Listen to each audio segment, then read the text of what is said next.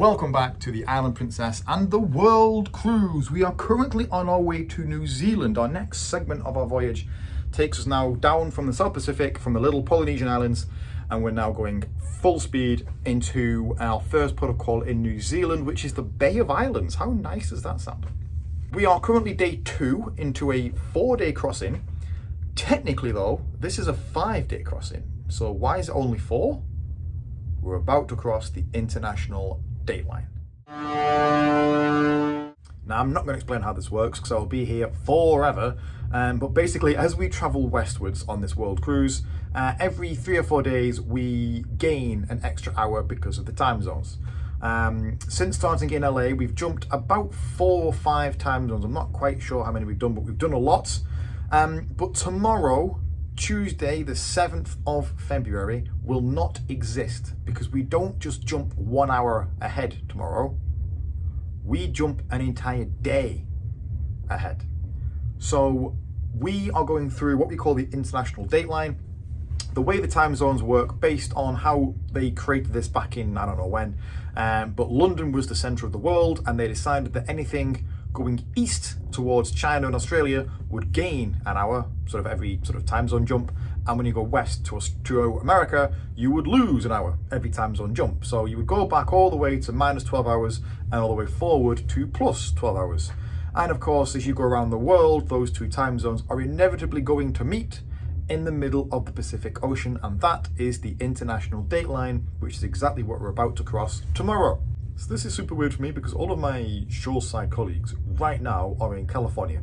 So they're about 5 hours behind me. Not a huge deal in terms of communication. Cool. Tomorrow, when we cross this date line, they're going to go to something stupid like minus 23 hours behind me because of the time zone. It's such a weird thing to comprehend and understand. Could you imagine if you booked a world cruise to celebrate your birthday or an anniversary or something like that, and then your anniversary or birthday falls on the day we skip because of the time jump? Could you imagine how annoying that would be? Yeah. So that's the big thing from today to tomorrow. Tonight is also our Captain Circle party. So this is the party that we do for all of our most travelled guests, and the captain comes down and he does a bit of a speech.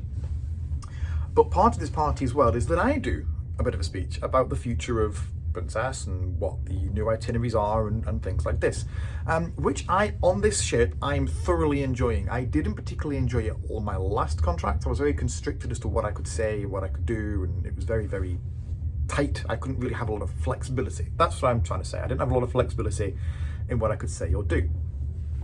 However, on this ship, I do have that, which makes it so much easier for me, and I flow a lot better, and it's more engaging, and it's just overall a better experience for me and also for the people who are watching me. So that's tonight. I am looking forward to this tonight. I also get to have a drink later on with my friend from the Captain Circle desk.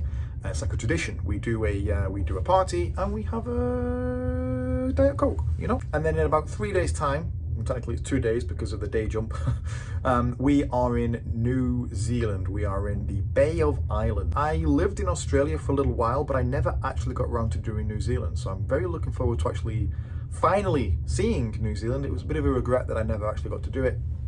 So I'm very looking forward to doing some of the ports there in New Zealand. That's all for now, and I'll see you all in the future on this time traveling cruise ship.